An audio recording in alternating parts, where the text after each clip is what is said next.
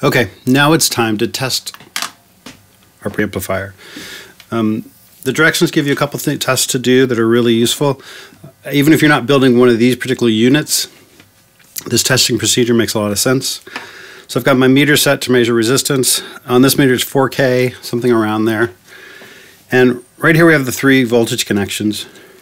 I just want to measure between them and see if you have anything other than an open circuit, which is what you should have. So each case I'll measure between them.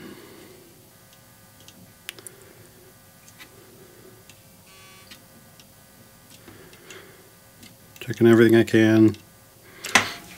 It's all open circuit, which is what you want. That just makes sure there's not a short circuit that'll blow things up when you plug it in. I'll keep the meter over. And I did that with the output transformer unplugged and a jumper on the circuit. If you can unplug some things that might get toasted, that's worth doing before you actually plug it into power. So with that unplugged, I connect it to my power source. This is the Sound Skulptor 500 series rack without the case around it. So you can plug it in and look at everything on the circuit board. So we start off with this, switch our meter to measure DC voltage. And we're just going to look at the DC voltage of the circuit and make sure it's what they think it should be. So they tell us where to measure between test point 2 and the V plus test point. So their circuit's nice and they have this test points where you can look at voltages. You might not have it as easy in your circuit if you built something else. And then I'm going to turn on my power supply. And it says you should see around 24.48 volts or so, which we have. That's fine in the range they said. I'll turn it off. Now plug in the output transformer and do the same thing again. We should get a little bit less voltage, but about the same.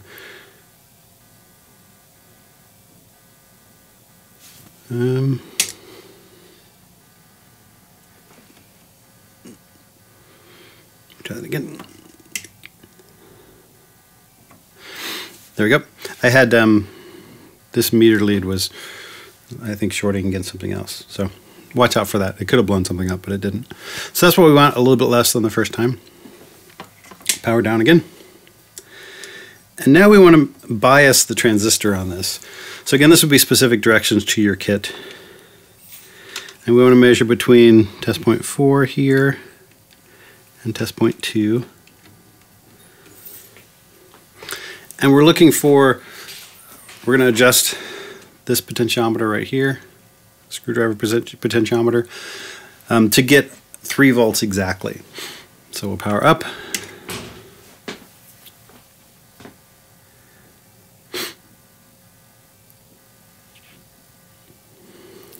And I'm starting off at 40 volt range, and then I'll go to 4 volt range when I get closer. So right now it's slowly going up. Give it a while to stabilize.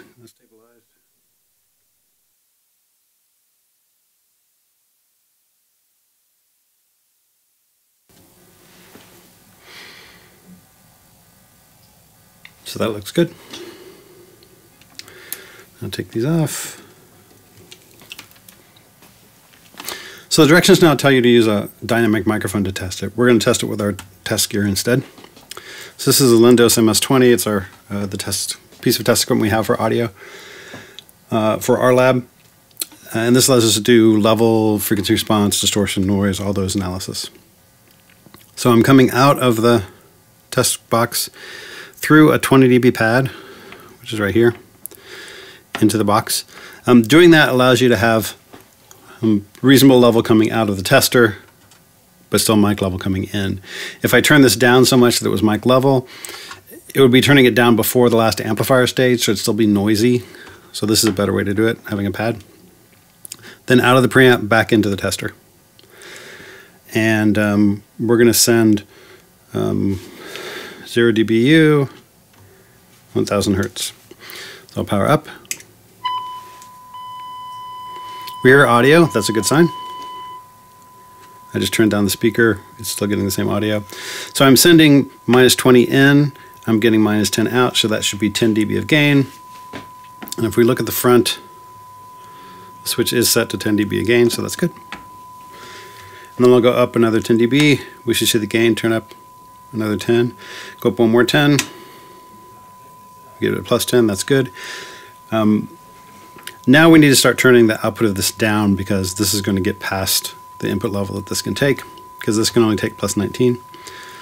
So I'm going to go down to -20. So now I've got -20 from here, -20 from the pad, so -40 is getting in.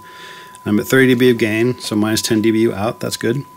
40 dB gain should give me 0 dBu. 50 dB gives me 10 dBu, +10. And again, I'm going to run out of room, so I'm going to go down 5 more dB. So -25 plus -20, so -45 going in, and 50 dB of gain gives me +5. That's correct. 60 dB gain should be +15, so we're real close to that. That all looks good. Now we'll go ahead and do a distortion test. This meter's a little odd in that it gives you distortion in dB. You want that to be as low as possible.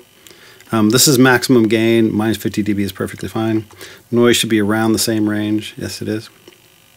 So that's all good. Go back to level. Now we'll look at frequency response. To get a frequency response that makes sense, we want to have this read 0 dB. It won't be dBu then, it'll just be a random reference. So if I hit normalize here, hold it, we have REL, it says relative. So this is now a relative dB reference, 0 to what I have right now. So now if I do a sweep, we'll see how varied the frequency response is with 1K as the reference. And you can see we're very flat. So plus 0.12 dB at 25 hertz.